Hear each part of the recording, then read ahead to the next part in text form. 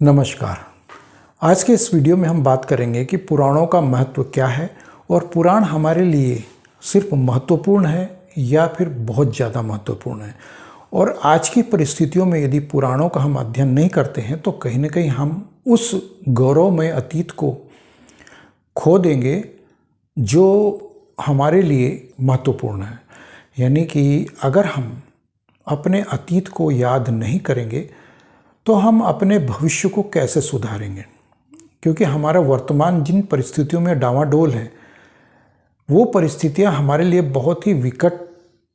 कही जा सकती है। क्योंकि आज जिन परिस्थितियों में हम ये मान करके चले हैं कि हम किसी लायक नहीं बचे हैं और हमारा महत्वपूर्ण स्थान जो इस पृथ्वी पर होना चाहिए वो न हो करके आज हम सबसे गए गुजरे हो गए हैं। यानी कि सनातन धर्मी इतने गए गुजरे हो गए हैं कि उनके लिए अब एक भी देश ऐसा नहीं है जहां पर वो शरण ले सके। क्योंकि स्वयं हमारे अपने देश में हमारे अपने मूल धर्म की भूमि, हमारी अपनी मूल भूमि, हमारा अपना मूल समुदाय, हमारा अपना सनातन धर्म, आर्य धर्म और हमारी मूल पूजा पद्धतियाँ, मूल अपने देवी देवता सब हमसे छूटते जा रहे हैं। और उनको यदि हम धारण नहीं करेंगे उन सबको, भविष्य में हम क्या अपने आने वाले समय को संजो कर रख पाएंगे। इन सब चीज़ों को अगर हम देखें या माने या समझें या फिर उनको फिर से जानने का प्रयास करें तो कहीं ना कहीं हमें अपने पुराणों का अध्ययन सबसे ज़्यादा महत्वपूर्ण लगता है। हाँ, ठीक है कि हमारे वेद सबसे ऊपर है, लेकिन वेदों को भी अगर हम पढ़ना चाहते हैं तो उससे पहले हमें पुराणों को पढ़ना चाहिए। वरना यही होगा कि जो आर्य समाजी हैं वो वेदों को तो मानते हैं लेकिन पुराणों को नहीं मानते। इसीलिए समस्या ये है कि आर्य समाजियों को मात्र एक छोटे से क्षेत्रफल में हरियाणा में कहीं पर सिमट करके रहना पड़ रहा है और उनको हर कहीं से हर कोई उनको गाली देता फिर रहा है। सोशल मीडिया में अगर हम देखें तो आर्य समाजी कुछ ऐसे उटपटांग हरकतें करने लगे कि वो हर तरफ से वो गालियां खा रहे हैं और उनका ट्रोल होता है बहुत ज़्यादा। तो इसीलिए क्योंकि वो पुराणों को मानते नहीं हैं और उनको वो खारिज करते हैं। लेकिन अगर हम पुराणों को मानेंगे तो हमारे को ये ज्ञात होता है कि जो पुराण है हमारे वो वेदों से ही निकल कर के आए हैं और वेदों से निकल कर ही पुराणों की रचना हुई है। और ये भी मैंने एक वीडियो में बताने का प्रयास किया था कि किस प्रकार से वेदों से निकल के पुराणों की रचना हुई। तो पुराणों को जब हम पढ़ेंगे तो हमें ये ज्ञात होगा कि हमारे पुराण इतने सक्षम है कि हम एक बार फिर से अपने सनातन धर्म को ऊपर ले जा सकते हैं और पृथ्वी पर जितने भी अत्याचार हो रहे हैं उन सबसे छुटकारा दिला सकते हैं मानवता को और संपूर्ण सृष्टि को, संपूर्ण प्रकृति को, संपूर्ण मानव संरचना को, मानव जीवन को हम फिर से नया आधार दे सकते हैं। तो इन्हीं सब चीज़ों को ध्यान में रखते हुए मैंने पुराणों का अध्ययन शुरू किया और जो पुराण मुझे नहीं प्राप्त हो रहे थे वो मैंने कहीं ना कहीं इधर उधर से अरेंजमेंट करने का प्रयास किया और फिर लाया। तो मेरे को जो है भविष्य महापुराणम, ये आप देख सकते हैं कि मुझे बड़ी मुश्किल से ये मिला और पब्लिशर के पास कॉपियाँ नहीं थी, लेकिन मैंने किसी तरह से ये इसको मंगाने का प्रयास किया और फिर भी। और इसके 3 भाग है भविष्य महापुराणम के। आप देख सकते हैं कि ये एक अनुवादक हैं S.N. खंडेलवाल जी हैं, उन्होंने अनुवाद किए हुए और 3 भागों में ये है। और ये चौखंबा प्रकाशन है, संस्कृति प्रतिष्ठान, चौखंबा संस्कृत प्रतिष्ठान है और वहाँ से मैंने ये ख़रीदा है। और आप देख सकते हैं ये 3 भागों में है और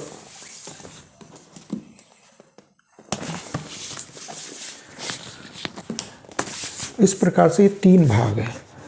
तो ये 3 भाग मैंने लिए हैं और इनका अब मैं अध्ययन शुरू कर रहा हूँ और लगातार बीच बीच में मैंने हर एक पुराण को लेकर के और अध्ययन करता रहता हूँ। अभी मेरे पास भागवत पुराण नहीं है, वो मैं गीता प्रेस से जा कर के अब बहुत ही जल्दी लेकर के आऊँगा। जब मेरा जाना होगा उस तरफ तो मैं लेकर के आऊँगा और भगवत पुराण को भी मैं पढ़ूँगा। और मेरा प्रयास रहेगा कि मैं भगवत पुराण का अध्ययन करके और उसके बाद छोटे छोटे वीडियोस के माध्यम से संपूर्ण भागवत पुराण को वास्तविक रूप में आप लोगों के बीच में पेश करूं, क्योंकि अभी तक ये हो रहा है कि भागवत महापुराण को 6 या 7 दिन में निपटा दिया जाता है, जबकि वो इतनी बड़ी भागवत महापुराण है कि यदि उसका विस्तार से अध्ययन किया जाए और विश्लेषण किया जाए तो कम से कम 2 से 3 महीने वो लगातार चल सकती है और वास्तविक रूप उसका पेश किया जाए। लेकिन हमारे कथावाचक उसको 7 दिन में निपटा देते हैं और उसी बीच में नाच गाना भी हो जाता है, संगीत भी हो जाता है और प्रसाद वितरण और फालतू की बातें भी हो जाती है। तो ये मैं भविष्य महापुराणम जो लेके आया हूँ 3 भागों में है और ये हर एक भाग जो है लगभग 800 पेज से ऊपर का है। 800 पेज इनमें है, तीनों में आप देख सकते हैं इनके आकार में। तो इससे ये पता चलता है कि ये भविष्य महापुराण है। और जब मैंने इसको एक छोटा सा इसका अध्ययन किया है, कंटेंट जब मैंने देखे और फिर कुछ पेज पलट करके देखे अंदर के मैंने इसमें भी, तो मुझे हैरान करने वाली जानकारियाँ मिली कि अभी वर्तमान लगभग 100-200 वर्ष पिछले तक की भी इसमें जो पीढ़ियाँ हैं वहाँ तक भी इसका उल्लेख किया गया है। हमको ये ज्ञात होता है कि वो विक्रमादित्य और बुद्ध और फिर कुछ इस तरह के 2-4 लोगों का और उसमें वो डीएनए, विशेष डीएनए वालों का खात्मा और ये, तो अभी तक क्योंकि सच्चाई ये है कि लोगों को ज्ञात ही नहीं है, उस लोगों ने पढ़ा ही नहीं है। लेकिन जब मैंने पढ़ा तो मैं हैरान हो गया कि अभी पिछले 100-200 वर्ष पहले तक भी जो पीढ़ियाँ वंशज जो राज किया करती थी, इवन कि आज भी जो लोग हैं उनके बारे में भी यहाँ पर है कि उनका पुनर्जन्म हुआ और वो कैसे अत्याचारी दुराचारी बने और वो हुमायूं, अकबर, बाबर और किस प्रकार से उन्होंने लूट खसोट क्यों की, तो क्या कारण था कि उन्होंने ऐसा किया। क्योंकि उन्होंने पिछले जन्म में जो कर्म किए थे उनका प्रायश्चित उनको भुगतना था यहाँ पर, और अत्याचार किए तो उसके बाद उन्होंने कौन सा मोक्ष पाया कि नहीं पाया, तो ये सब चीज़ें इसमें उल्लेखित है। तो ये सब चीज़ें हमको पढ़ाई ही नहीं जाती है ये सब चीज़ें, और हम खुद नहीं पढ़ते और हम पढ़ना भी नहीं चाहते। तो ये बड़ी आश्चर्य वाली और हैरान करने वाली बातें हैं जो हमें पढ़ना चाहिए, और हमें पुराणों के माध्यम से ही हमें सब कुछ ज्ञात होगा, तभी हम ये कर पाएंगे। वरना तो हम ये होंगे कि सरकारें आई गई और फिर नई सरकार बनी, फिर आई, फिर चुनाव हुआ, तो हम उसी में उलझे रह जाते हैं। और एक आम हिंदू को अगर हम देखें तो वो चुनाव का विश्लेषण करता हुआ नज़र आता है। तो सरकार किसकी बनेगी, किसकी नहीं बनेगी, कौन नेता कहाँ से लड़ेगा, तो उसको कितने वोट मिलेंगे, तो उसकी जाति क्या है, उसका धर्म क्या है, उसको वोट देना चाहिए नहीं देना चाहिए। तो यदि आप और हम इसी में उलझे रह जाएंगे तो वो नेता फिर हमारा जो है फ़ायदा इसी तरह का उठाते हैं और फिर हमें कह देते हैं कि ठीक है आप आइए, हमारे लिए झंडा उठाइए, प्रचार कीजिए और दारू बांटिए, पैसे बांटिए और हमारे लिए ये पर्चे बांटिए और फिर ये पर्चियाँ बांटिए और फिर दरी बिछाइए और लाउड स्पीकर लगाइए और फिर कुर्सियाँ समेटिए, कुर्सियाँ बिछाइए, तो प्रचार कीजिए और फिर नेताजी हाय हाय नेताजी जिंदाबाद, तो ये इन्हीं में सब में लगे रहिए। तो आपका यदि आप अपने वर्तमान को इसमें उलझा देंगे तो आप अपने भविष्य को कैसे संभालें।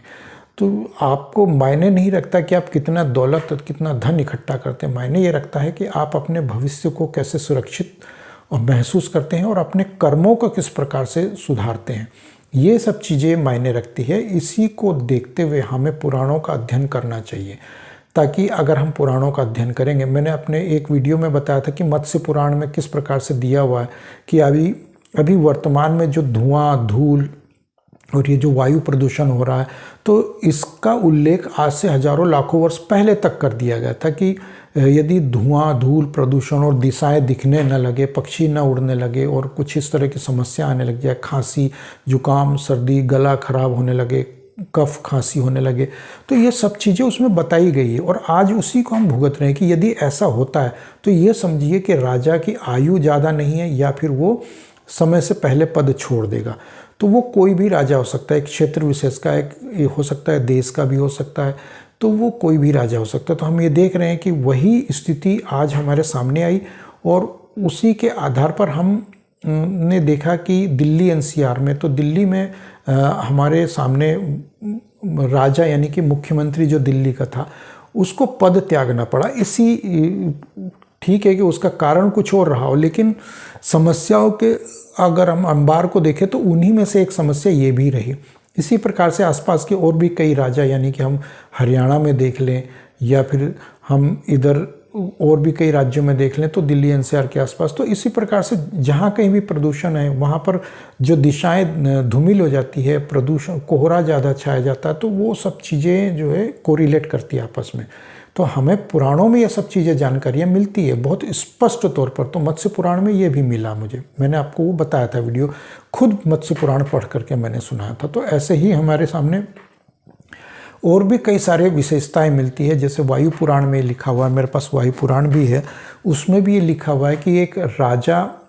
किस प्रकार का होता है, उसके डील डोल आकृति, उसका डीएनए किस तरह का होता है, उसका लुक कैसा होता है, उसका आकार प्रकार किस प्रकार का होता है, उसकी हष्ट-पुष्ट भुजाएं होती है, क्यों होती है। तो एक आम आदमी, साधारण आदमी में इस तरह की चीज़ें नहीं देखी जाती, और बल्कि लेकिन राजा के अंदर ये सब चीज़ें होती है। और राजा की शिक्षा दीक्षा भी इसीलिए अलग प्रकार से होती थी, क्योंकि यदि राजा की शिक्षा दीक्षा अलग प्रकार से नहीं होगी, हर प्रकार से नहीं होगी, उसकी शिक्षा प्रशिक्षा या